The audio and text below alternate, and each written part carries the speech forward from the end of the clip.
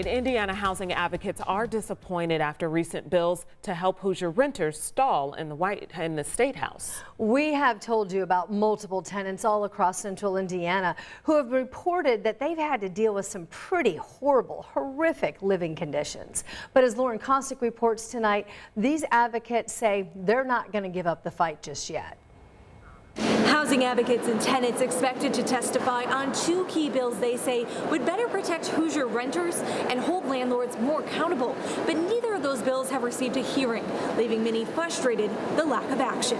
There are roaches, mold, mice, and rats. For renter Cyan Anderson, the list goes on and on. The pipes burst, the water heater broke. Issues she says her landlord repeatedly ignored. It makes me angry because we really need help. But now the window to get these housing bills passed is getting smaller. There's no longer an active, live piece of legislation to address the habitability issues. The Hoosier Housing Needs Coalition is calling on the General Assembly to address the state's housing crisis. And there is too much time left to let that issue die. Since the pandemic, more than 150,000 households have called Indiana's 211 for housing help, making up majority of calls.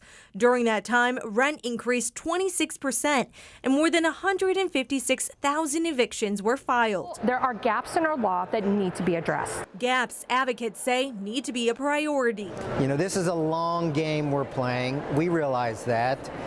The problem is, while we're playing this long game, 100 people are being evicted today. We deserve to be heard.